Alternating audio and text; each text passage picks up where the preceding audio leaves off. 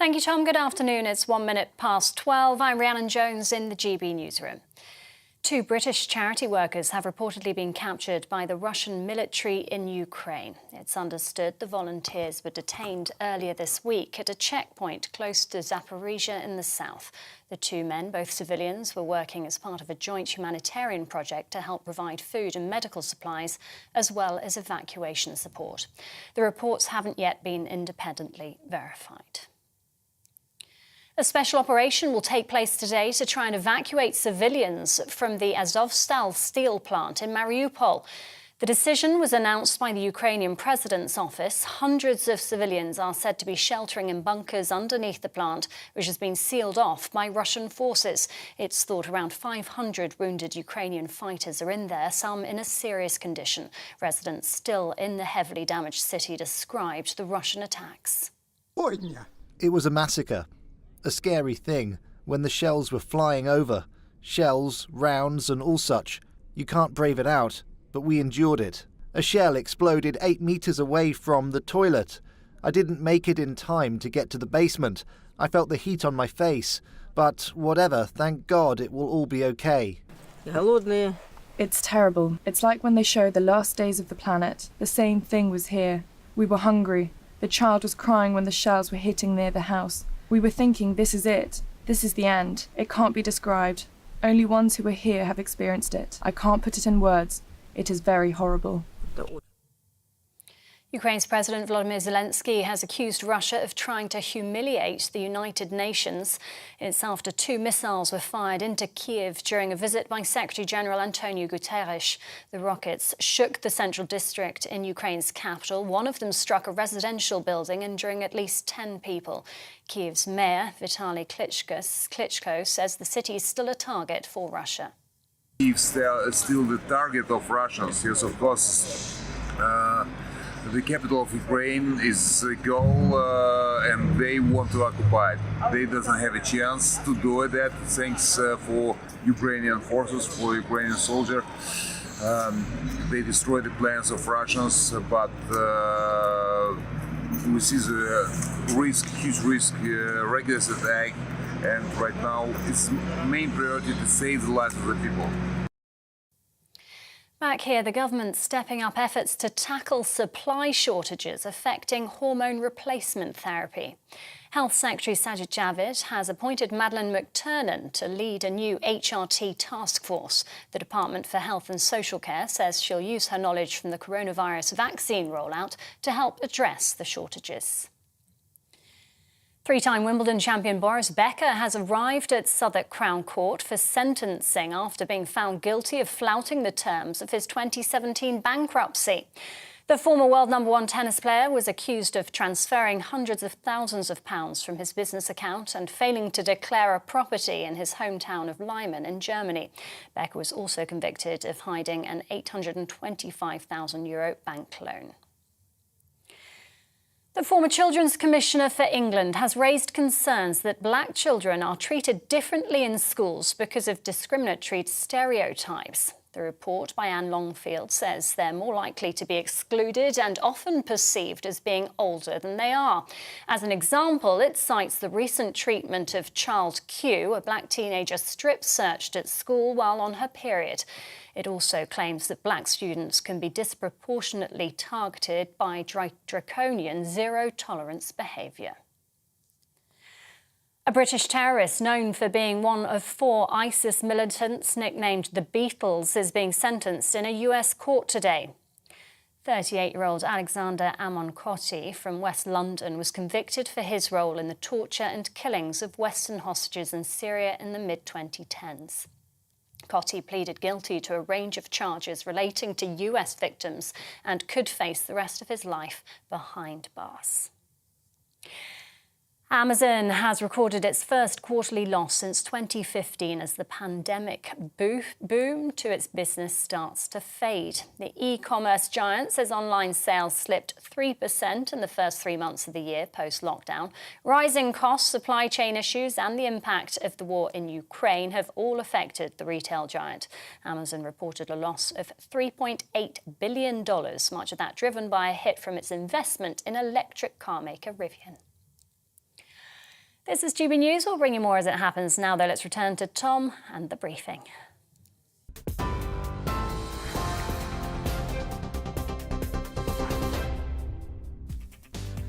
Hello and welcome to the briefing. Coming up this hour, the Chancellor's dropped a big hint on a windfall tax on oil and gas companies, something Labour have been pushing for weeks. Has the self-styled low-tax Chancellor taken a leftward turn? Do his words match his actions? And with Putin stepping up his nuclear threats, Britain sends thousands of extra troops and tanks to Eastern Europe in one of the largest deployments since the Cold War. We'll hear from an expert defence analyst. And next week's vote in Northern Ireland could see Irish nationalists Sinn Féin take the reins of power for the first time. The DUP's Gavin Robinson will be with me. And of course, give me your political briefing. Send in your views and opinions on all of the stories we cover today by emailing gbviews@gbnews.uk or tweet me at GBNews.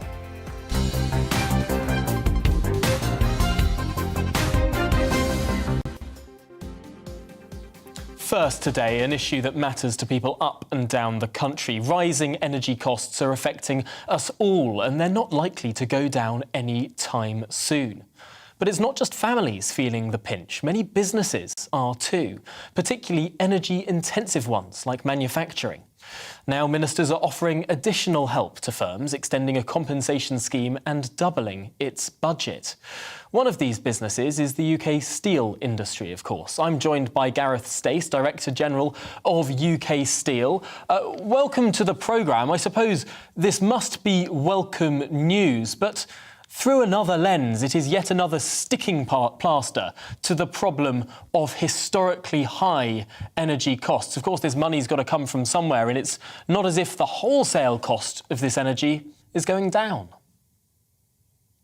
Yeah, I mean, today's announcement by government is really welcome. And why? Because, Tom, you said, is it just a sticking plaster? What I see it as is the first step to really addressing this issue of us in the UK, in the steel sector, paying 60% more for our electricity than our direct competitors, steel companies in Germany.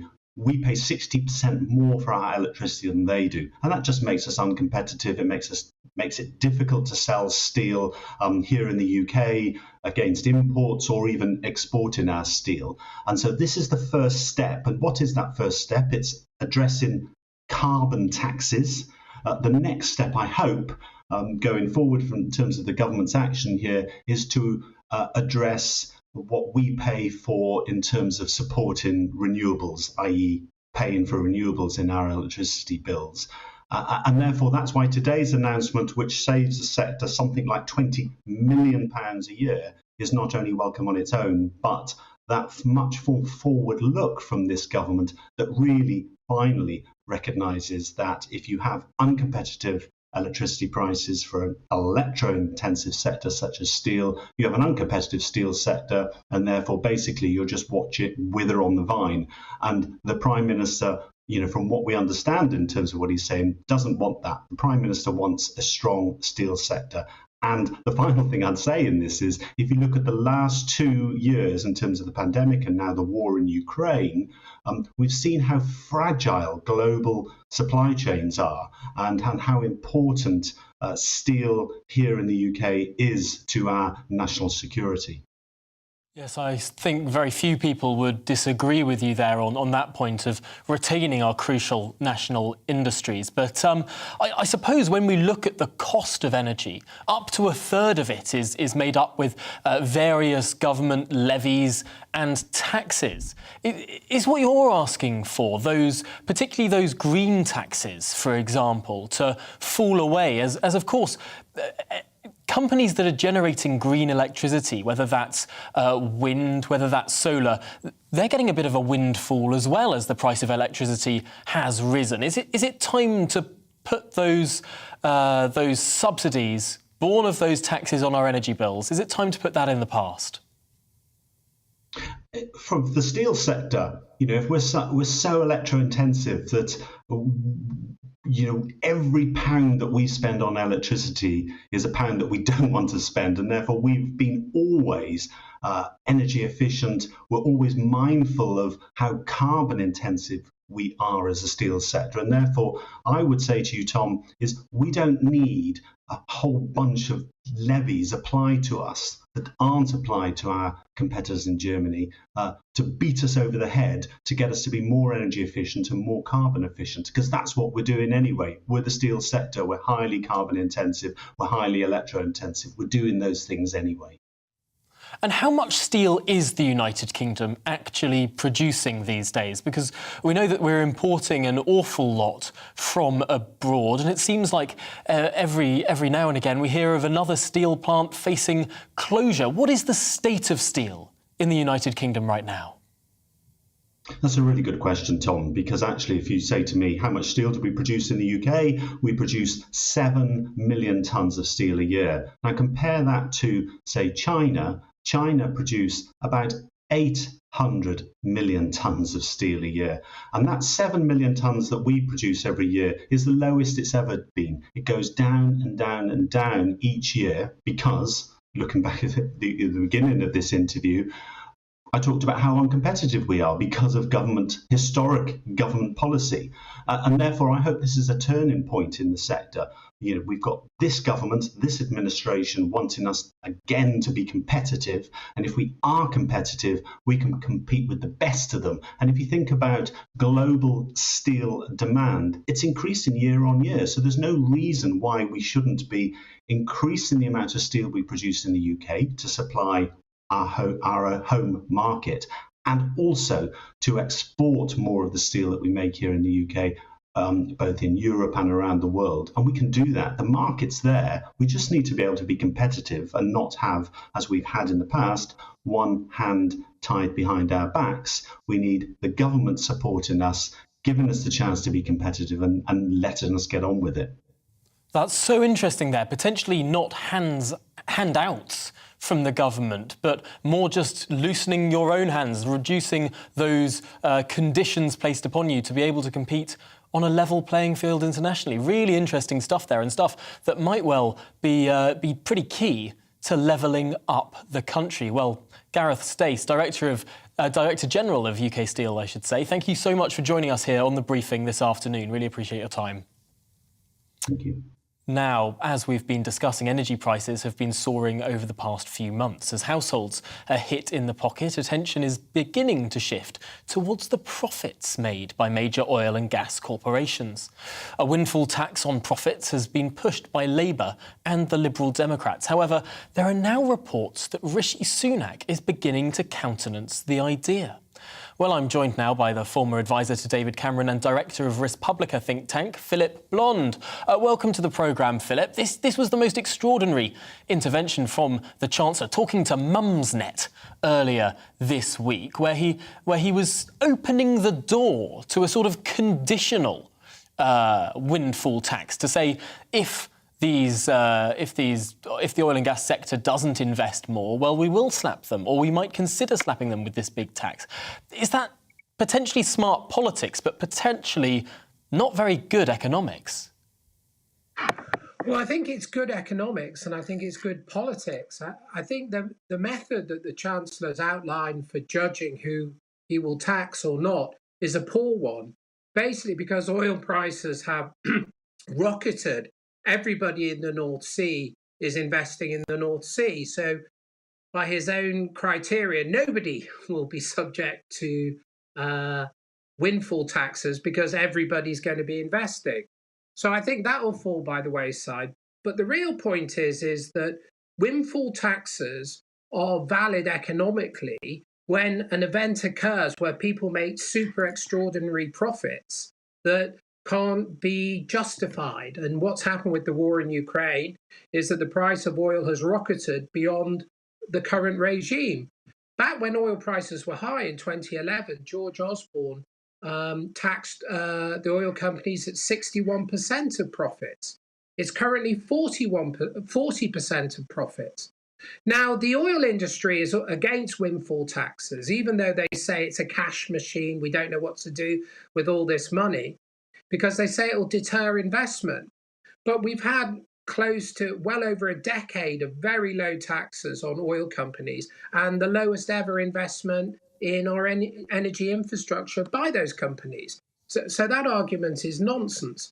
So I think there's a very strong... Is that argument nonsense, though, Philip Blond? Because we have had a number of windfall taxes in this country beforehand. You mentioned, of course, the 61% that George Osborne placed at the beginning of last decade. Also, Gordon Brown, as Chancellor, placed a windfall tax on companies too. And, of course, we haven't had a great deal of investment in our energy infrastructure, something that is really putting us on the back foot now when we're dealing with this global energy price issue. Potentially, has it been the government intervention of decades past that has ended us in this spot today? Not at all. The reverse is the reverse is true. We've had years of very low taxes and very low investment. If the argument was that windfall taxes prevent investment, we've had an absence of windfall taxes for over a decade. We've had the lowest investment we've had for over a decade. It's not a question of any overhang. The point is that when you have super extraordinary profits, you can tax those without altering investment behaviour. And that's why it's good economics for windfall taxes. Why windfall taxes don't work is if they're not levied on super extraordinary profits, because then they do deter investment. But that isn't the case now. And moreover, the energy sector is highly monopolised. The CMA, the Competition and Markets Authority, produced a report today on market concentration. And what they found is that poor people are subject to monopoly price rises at a much greater rate than wealthy people. And markups in our industries have gone up to 35%. So we've got a highly monopolised market, not least in energy, which is charging over the odds for what it produces and making extraordinary profits. So I think it's good market economics that believes in competition to actually tax these windfall profits and distribute them to people who are struggling, not least the most vulnerable. Is it not an issue that these energy companies did make big losses only a number of years ago, and the price, as we have seen globally, has been very volatile? Do energy companies not need some years to make profits to cancel out those years that they make losses? Yes, indeed, but nobody's arguing that we take 100% of the profit. What we're arguing is that the levels of profits have been so extraordinary in oil, with the price virtually doubling, that there's more than enough scope there to finance investment and to enable us to levy taxes to reduce the burden on consumers. There's no contradiction in that. What do you think about Rishi Sunak's quid pro quo, where these energy companies can avoid such a big, heavy tax if they do deliver that lot of investment? Does that threat, I suppose, make much sense? No, I think it's incoherent. As I said at the outset, the oil companies are already investing massively because the oil price has shot up. It's already happening. So there is no oil company out there that isn't investing at scale now because the profits are so enormous. So there's nobody who will fall foul of Sunak's windfall tax on the parameters that he's outlined. So I think his criteria are bizarre, really. I see it might be a bit more of a comms strategy than an economic one. Well, that would be very unlike our Chancellor. Well, I'm afraid we've run to the end of this segment, but Philip Blond, Director of the Res Publica think tank, thanks so much for joining us this afternoon on The Briefing. Thank you. Cheers. Now, coming up, we'll be speaking to a defence journalist about one of the largest deployments of British troops since the Cold War. But before that, let's take a look at the weather.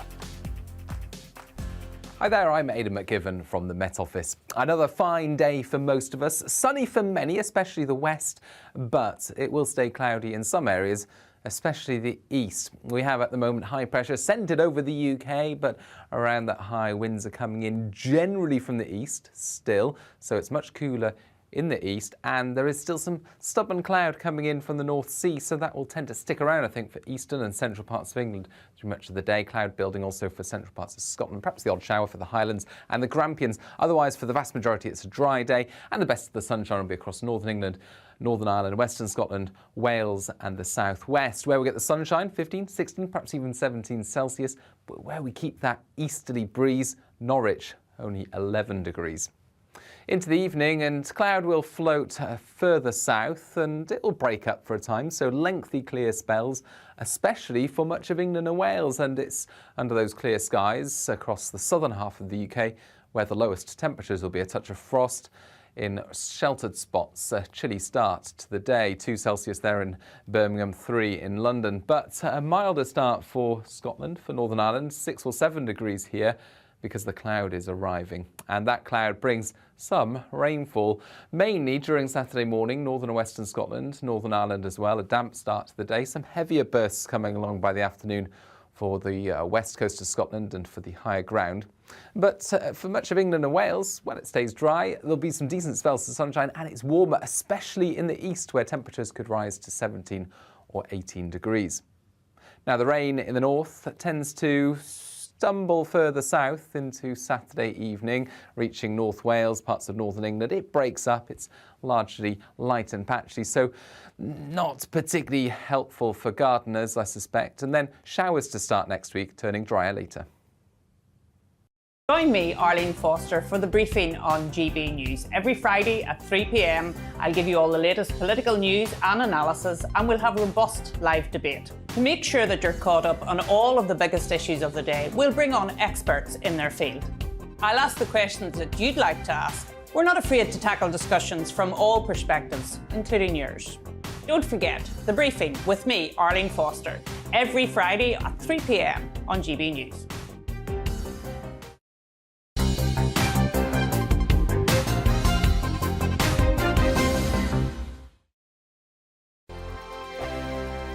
Hello, I'm Michelle Dewberry, and you can join me every weekday 6 till 7 on Jubes and Kerr. Me and my panel will get stuck right into the day's events, and I can tell you, in fact, I can warn you, expect some robust debate, some strong opinions and perspectives from both sides of the fence. It's about you at home as well. I love to read out all of your comments, or at least as many as I can. So join me, Michelle Dewberry, Monday to Friday, 6 till 7 on Jubes and Kerr. On radio, they call it the drive time slot, 4 p.m. until 6 p.m. as listeners head home. It's that part of the schedule when the dust of the day's events begin to clarify, and we try to make sense of it for you. Brazier is drive time for radio and TV. It's fast, it's punchy, it's opinionated, there's a Brazier angle and a little bit of levity. That's the question. That's 2 questions, actually. That's Brazier, Monday to Thursday, 4 till 6 on GB News. Hello, I'm Patrick Christie's. And I'm Mercy Moroki. Make sure that you join us Monday to Thursday, 10 a.m. until midday, right here on GB News for To The Point.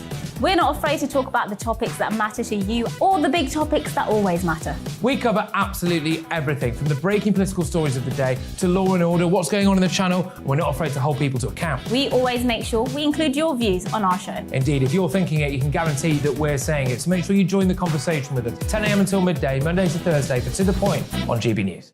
I'm Dan Wootton. Join me Monday to Thursday from 9 to 11 for the feistiest and most fun news debate on TV, where free speech reigns. I'll bring you a sharp take on the day's biggest stories, bombshell newsmaker interviews, and A-list guests.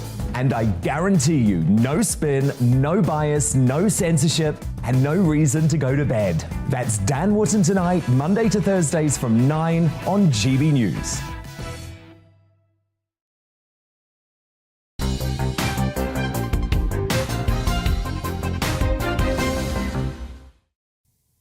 Welcome back. Now, Britain will send 8,000 troops to Eastern Europe in a show of solidarity and strength as Britain looks to bolster NATO forces with one of the largest deployments since the Cold War in Europe. Aircraft, tanks, armoured assault vehicles and artillery guns will soon be sent alongside the troops, with the announcement intended as a deterrence of Russian aggression, coming a day after a former British soldier became the first UK national confirmed to have been killed in the war in Ukraine. The deployment reinforces the warning to the Russian president to stay clear of attacking NATO territories, saying, of course, an attack on one is an attack on all. Well, joining me now is defence journalist Tim Ripley. Welcome to the programme, Tim. This seems like another stepping up of British involvement. Of course, no troops within Ukraine itself, but bordering Russia. How is Russia going to respond to Britain's deployment? Well, it's probably not going to be very scared, because the only troops that are going on the border with Russia, the new ones, are the 14 tanks that are going to Finland. The rest of these troops are going to be quite a long way away from Russia. 2,500 of them are going to Macedonia, which is it's next to Greece, which is on the Mediterranean, rather than in Eastern Europe per se. We're sending 1,000 troops to Poland, which is a new development, but the Prime Minister mentioned that last week, so that's not really a new announcement.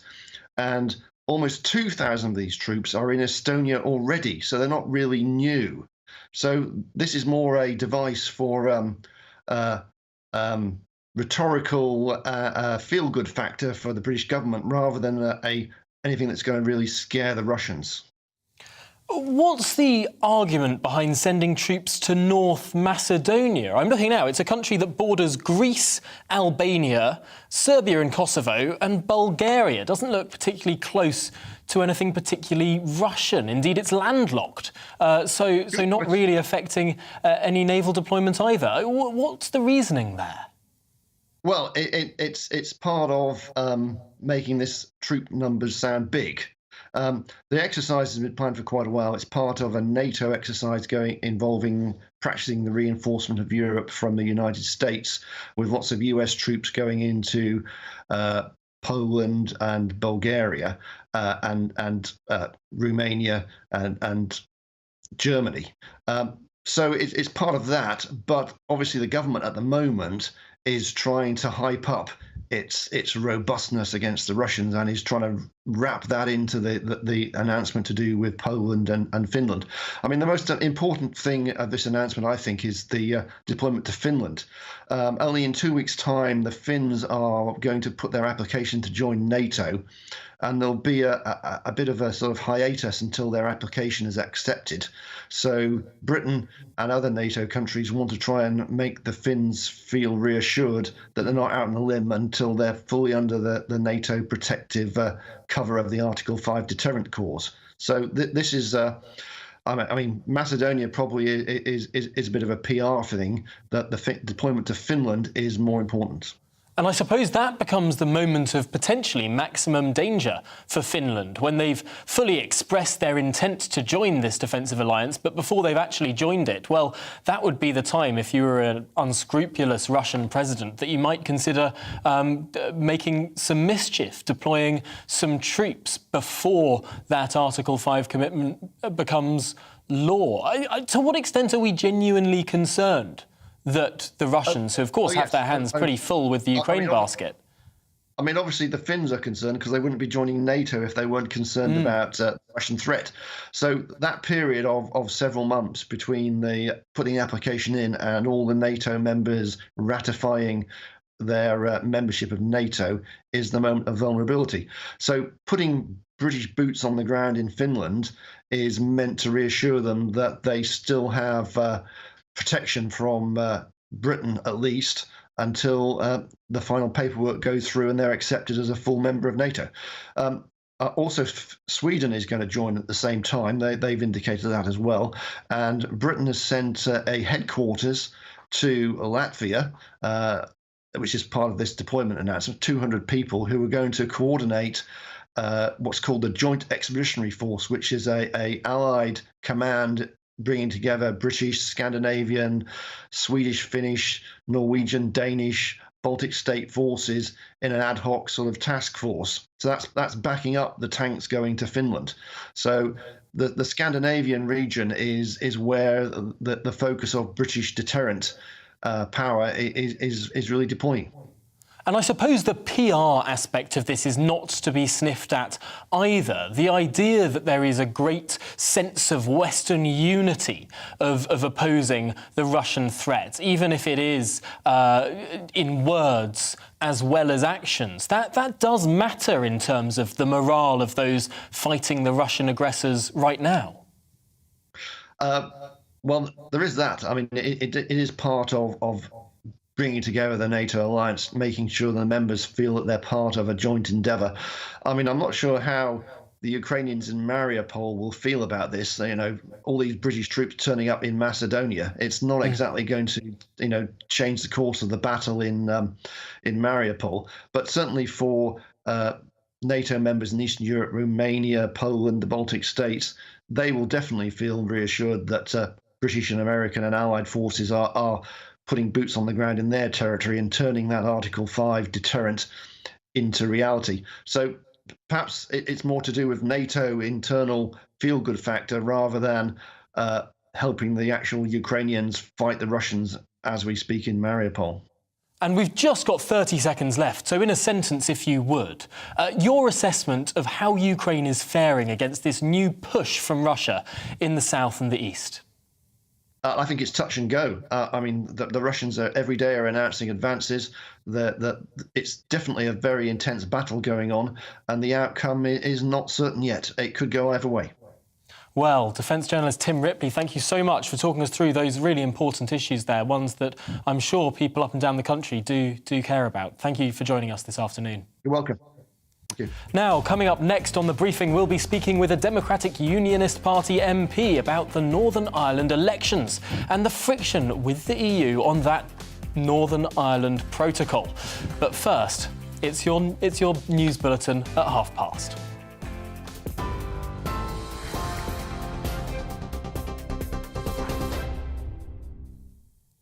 Thanks, Tom. 12:33. I'm Rhiannon Jones in the GB newsroom.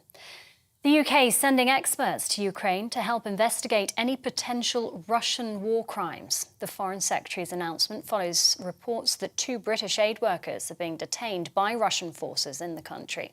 Liz Truss says a team of investigators will arrive in neighbouring Poland early next month with the aim to help prosecute. We will be sending them out in the month of May. They'll be working closely with the Ukrainian authorities. This is about collecting a wide range of evidence, witness statements, forensic evidence, video evidence. We're also using British intelligence to help show the links between what is happening on the front line and the Russian authorities. A special operation will take place today to try and evacuate civilians from the Azovstal steel plant in Mariupol. The decision was announced by the Ukrainian president's office. Hundreds of civilians are said to be sheltering in bunkers underneath the plant, which has been sealed off by Russian forces. It's thought around 500 wounded Ukrainian fighters are in there, some in a serious condition. A serving Met Police officer will appear at Croydon Magistrates Court today, charged with rape. PC Ireland Murdoch is accused of committing the offence in September last year while off duty. He was arrested in January and has since been suspended from the force. Amazon has recorded its first quarterly loss since 2015 as the pandemic boom to its business starts to fade. The e-commerce giant reported a loss of $3.8 billion. Online sales slipped 3% in the first 3 months of the year post-lockdown. Rising costs, supply chain issues and the impact of the war in Ukraine have all affected the retail giant. TV, online and DAB Plus radio, this is GB News. Stay with us. The Briefing with Tom will be back in just a moment.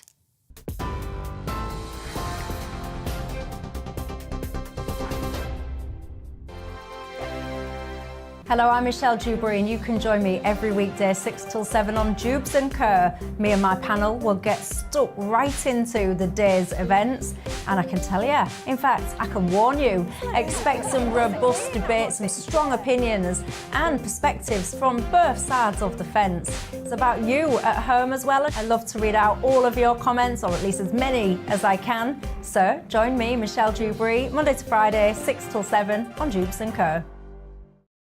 On radio, they call it the drive time slot, 4 p.m. until 6 p.m. as listeners head home. It's that part of the schedule when the dust of the day's events begin to clarify, and we try to make sense of it for you. Brazier is drive time for radio and TV. It's fast, it's punchy, it's opinionated, there's a Brazier angle and a little bit of levity. That's the question. That's two questions, actually. That's Brazier, Monday to Thursday, 4 till 6 on GB News.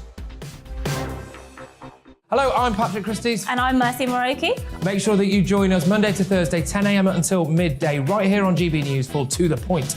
We're not afraid to talk about the topics that matter to you or the big topics that always matter. We cover absolutely everything, from the breaking political stories of the day to law and order, what's going on in the channel. We're not afraid to hold people to account. We always make sure we include your views on our show. Indeed, if you're thinking it, you can guarantee that we're saying it. So make sure you join the conversation with us, 10 a.m. until midday, Monday to Thursday for To The Point on GB News.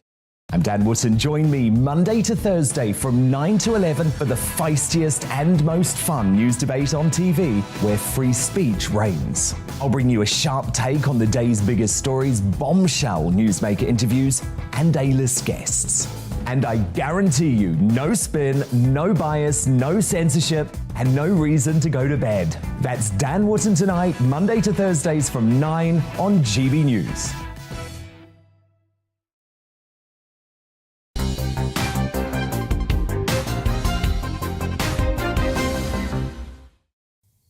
Welcome back. Now, in the run-up to the government elections in Northern Ireland, we've been looking at some of the areas where seats may change. Crucial seats, as it's a possibility that government may go from the Unionists to the Irish nationalists. Well, our reporter Dougie Beattie has been in North Belfast, a constituency that's almost equally divided between Unionist and nationalist politicians. North Belfast is a true mix of Northern Ireland's population. It has all shades of society and has had its fair share of problems. It has a population of just over 105,000. The outgoing MLAs consisted of 2 DUP, 2 Sinn Féin and 1 SDLP. 21% of the population are under 16 years of age and 16% over 64. Welfare claims and crime are also above average. The voter turnout is usually high. North Belfast is not only divided by unionism and nationalism, but the gaps socially and economically are vast. Such is the divisions in this area that peace walls designed to separate communities are still in use. Just 2 miles away, and tree-lined avenues and luxury cars lie in the shadow of Belfast Castle.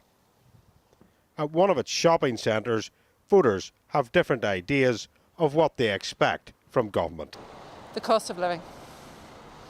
Probably the crisis at the minute with, heating and eating and that people are facing, really. I suppose money, going to different schools, integrated schools, which I am all for, but I think it's unfair, that they're getting more money. The last seat in this area will be hotly contested, and once again, it will all go down to transfers and managing your vote. Dougie Beattie, GB News, North Belfast. Thanks to Dougie for that. And yesterday, James Cleverly, the UK's Minister for Europe, said that Britain and the EU were at an impasse over negotiations regarding that Northern Ireland protocol. This state of affairs has angered Northern Irish Unionists who see it as undermining their place in the rest of the United Kingdom. The minister said that the government was looking at a range of options about what we can do to ease these tensions. Well, let's talk through all of those issues now with Democratic Unionist Party MP Gavin Robinson. Welcome to the programme, Gavin. I suppose this must be incredibly frustrating, seeing that months ago the UK government said we'd reached the point where the United Kingdom could unilaterally withdraw from the protocol, and yet they're choosing to not do so. Yeah, good afternoon, Tom. Thanks for having me on. I agree entirely that in July last year, the government issued their command paper, their white paper, which highlighted the significant economic and societal difficulties that the protocol was bringing to Northern Ireland. They affirmed in the House of Commons that the conditions had been met for triggering Article 16. And yet, despite that, and despite many suggestions in the intervening period that they would take such unilateral action, it has not happened. So it is no surprise to me that the EU have not engaged thoughtfully or productively. It is no surprise to me that the EU have not sought to address some of the overarching impediments that the protocol provides to political stability in Northern Ireland. And so what we're asking for more firm, assured action. And so when we're talking about that sort of action, the United Kingdom government has been very clear they're seeking a negotiated settlement. I think it's been clear for several months that no negotiation would conclude before the Northern Irish elections, for good or ill. This has all been delayed. I wonder to what extent that changes the dynamic of those negotiations, depending on the result of the Northern Irish elections. Well, what we need to see in any negotiation and what we need to see in any outcome, if it requires unilateral action, is that democracy is put back into the heart of our system in Northern Ireland. We have a power sharing arrangement. That means that you're required to have the support of both unionist and nationalist communities. So whilst your introduction suggested you may see a change in the top, actually what you will have to have is support from both communities. That's how our system operates. We have a complete democratic deficit through the protocol because Northern Ireland is governed by and will continue to be governed by EU laws for which we have no say whatsoever. So everyone standing in this assembly election is standing to be elected for an assembly in which they can have no say on the economic levers that will impact our province. We have a barrier between ourselves and our main market, the rest of our own country. We require customs declarations, we require animal health checks, we require phytosanitary products and procedures to get goods from GB to Northern Ireland. We have a critical impact on our ability of GB and UK businesses to trade freely within our own country, and that is hampering our economic development, our growth and our political stability. Belfast Agreement has three strands, Tom. It has the north-south, the east-west and the government in Northern Ireland. All three are broken by the protocol, yet the protocol was suggested to enhance stability in Northern Ireland. It's not having any positive impact whatsoever on the political stability of Northern Ireland. And for that reason, if the EU don't agree, our UK government has to act. It does seem remarkable to me that the protocol was a piece of treaty that was born out of threat of violence. It's never particularly stable to deliver treaty law that's born out of threat of violence, but that is in effect what it came about to be, to prevent Irish nationalist violence in Northern Ireland. Might it be the case that, regrettably, it is now potentially stoking quite the opposite, ignoring the other half of the communities of Northern Ireland and potentially stoking some really quite ugly unionist violence? Well, first of all, I believe the Irish government and the European Union were appalling in their approach to what were hollow threats of violence. But you're right, they did respond to those threats of violence, and I think they were erroneous, those threats. I don't think it was going to come to pass. But even if you believe that there was an element of truth to them, how can it be that a border between Northern Ireland and a foreign country, the Republic of Ireland, could cause trouble, but sectioning and segmenting Northern Ireland away from the rest of the United Kingdom would not? Now, my firm and fervent view and hope is that politics works. I don't want to see violence in Northern Ireland. We don't want to see further destabilisation of this society. We need to demonstrate that politicians get it, that our government understands, and they say they do, but now they need to act and they need to solve the issue which has infected Northern Ireland politics and community stability within Northern Ireland.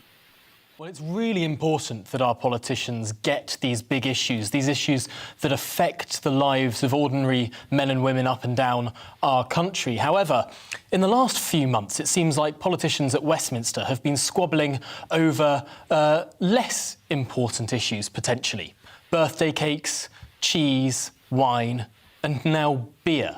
I wanted to get your opinion, Gavin Robinson, on the latest revelations about the leader of the Labour Party, Sir Keir Starmer, and his drinking in Durham in April 2021, the same month as the funeral of the Duke of Edinburgh, when indoor socialising was banned. And today, we find the revelation on the front page of the Daily Mail that despite the Labour Party's denials, the deputy leader of the Labour Party, Angela Rayner, was also at that drinking event in Durham during restrictions on social gathering. Your response? Well, I'm not surprised that the revelations today have been made. I have been disappointed and, again, not surprised by the level of hypocrisy on the reporting around some of these issues and the distinct difference between how media have approached Boris Johnson, and I think he deserves scrutiny for some of his actions, but the lack of scrutiny and the lack of interrogation on similar actions by his political opponents. It seems to be that if you're in the party of government or if you're in the Conservatives, you're fair game, but if you're in Labour or the opposition, you'll be treated with kid gloves. The principle is the same. I think anyone who errs should be subject to scrutiny and accountability. And that is something that I think we are now seeing some media getting to grips with, but I suspect there'll be further revelations still to come. Well, thank you, Gavin Robinson. We will try and apply our scrutiny as evenly as humanly possible on this channel. I really do appreciate your thoughts on all of those issues we've been discussing, and thanks for joining us this afternoon on The Briefing. Thanks, Tom. Now, the government says that the online safety bill delivers on its manifesto commitment to make the UK the safest place in the world to be online, while defending free expression. Now, some have praised the bill for its intentions as an important step towards strong, independent regulation. But others are concerned that the government is using examples of, quote, protecting children online to make far-reaching reforms and over plans to allow ministers to decide at their own discretion about what must be stripped from the internet, what may be legal but harmful online. Well, joining me now to dissect what legal but harmful could possibly mean from Big Brother Watch is Mark Johnson. Thank you very much for joining us. This is the most extraordinary piece of legislation, saying that things that are legal in this country may become, in effect, illegal online, even though they're legal in the real world. Legal but harmful. Can you talk us through what that means? Yeah, that's right. I mean, it's the designation of free speech, which you or I could say in our homes, we could say in the street, you know, things that are perfectly lawful.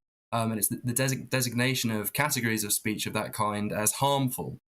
And I think what this bill is going to do is it's going to cause censorship around sensitive debates on identity issues, controversial, expression maybe from academics. It could even be the documentation of violence or crime. But what we're going to see is more and more censorship of that kind of content online because of this designation of free speech as being harmful and a kind of government clampdown on speech of that nature. So what is going to happen then?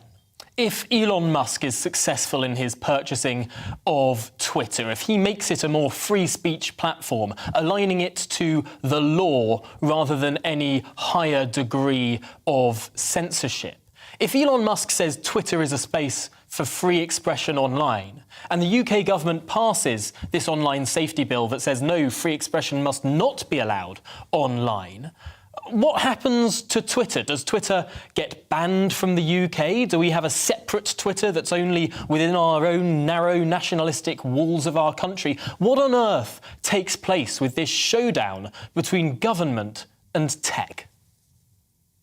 Well, I think one of the biggest challenges that Elon Musk does face in terms of his mission to protect freedom of speech online is the online safety bill. The government have at various points said it's world leading, and what it's world leading in is online censorship. And I think one of the dangers of this bill is that we create some kind of great British firewall where businesses around the world might take a look at the kind of draconian nature of this bill and say, well, actually, we don't want to be a part of that. We don't want to comply with that. And it actually dissuades companies from operating in the UK. Of course, that's actually very bad for freedom of expression too, because of the open and interconnected nature of the internet.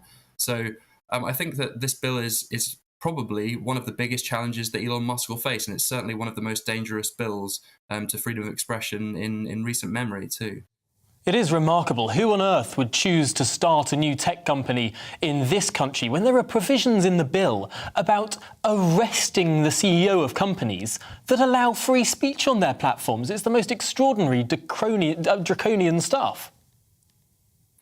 Yeah, exactly. And I think one of the most important things to think about when considering this bill is what kind of example does it set around the world? Because countries around the world do look to the UK, for example. We are a liberal democracy. And what kind of example does it set when we are talking about jailing tech executives? Or in other parts of the bill, we're talking about ISP blocking, which is effectively shutting down websites entirely. That is an absolutely nuclear option that you would not expect to see from the state in a liberal democracy.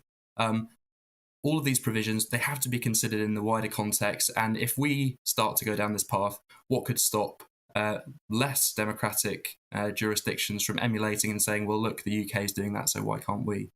Yes, how on earth would we be able to moralise on China or Russia's protected, isolated versions of the internet when we would be doing, in effect, much the same thing? Really concerning stuff there. Well, Mark Johnson, thank you so much for talking us through what is quite a complicated bill there. Mark Johnson of Big Brother Watch, of course. Thanks for joining us. Thank you. Now, the Earl and Countess of Wessex have returned from their tour of the Caribbean. Like the Duke and Duchess of Cambridge last month, the royal couple were there to celebrate the Queen's Platinum Jubilee. But protests overshadowed parts of their visit. Our royal reporter, Cameron Walker, looks back on their time in the region. If ever there was an omen warning of the hostile welcome, perhaps that was it. The Earl and Countess of Wessex toured the Caribbean this week to celebrate the Queen's Platinum Jubilee and try to shore up support for the monarchy. But before the tour started, the Grenada leg was postponed. No reason was given. Following Barbados' decision to remove the Queen as head of state in favour of a republic, there's been growing calls for Britain to pay damages for its role in the slave trade. Ernesto Cook, a journalist at the St Vincent Times, suggests the royals should take more of an interest. Engage the common man and find out more about what's making them want to pull away from the republic. That would be a good thing for them, I can tell you that. Edward and Sophie got stuck in, embracing Caribbean culture, food and music. Take me home to paradise, I wanna go home. The couple also highlighted important charity work. Sophie is a global ambassador for a blind prevention organisation and met local representatives in St Vincent. But huge welcoming crowds were accompanied by protests. One sign called on the Queen to apologise for slavery. But the numbers attending were tiny compared to the country's population.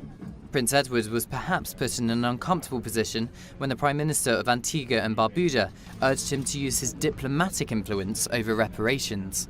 One theme remained strong, though, the love and respect for Her Majesty the Queen, this year marking 70 years on the throne. It's unlikely another Caribbean country will become a republic anytime soon. But Kadeem Joseph, an Antiguan journalist, thinks Queen Elizabeth herself is the reason there's still support for the monarchy. A lot of us see her as that figurehead. And when she passes on, and I hope that's no time soon, but if that were to happen, I think it would be easier for countries like mine to let go of the monarchy. There's no doubt there's lots of fans of the monarchy in the Caribbean.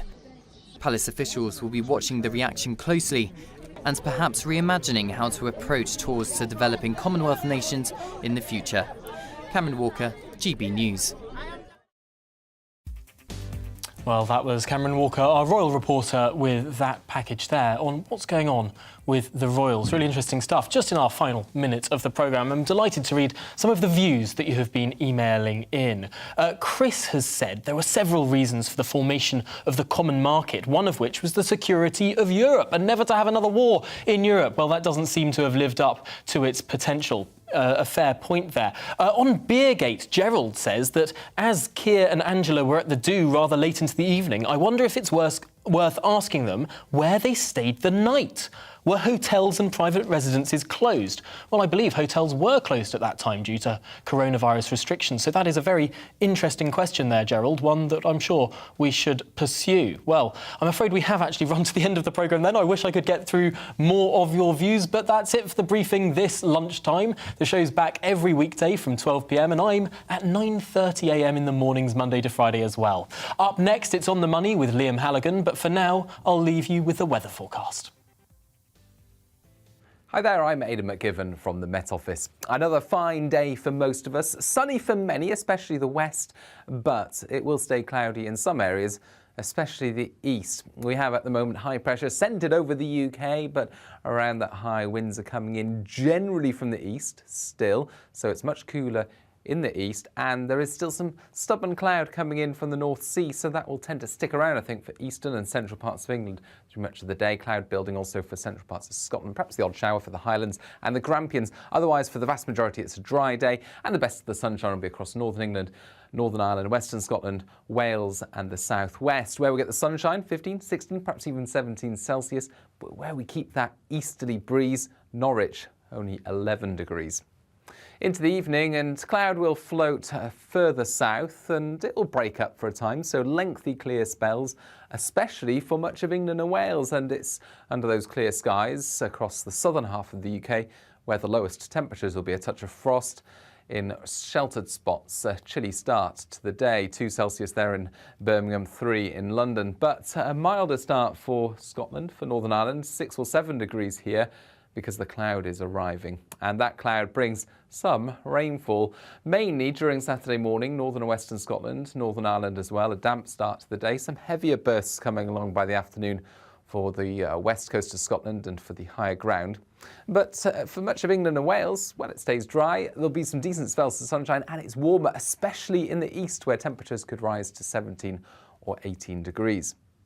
Now, the rain in the north tends to stumble further south into Saturday evening, reaching North Wales, parts of northern England. It breaks up, it's largely light and patchy, so not particularly helpful for gardeners, I suspect. And then showers to start next week, turning drier later.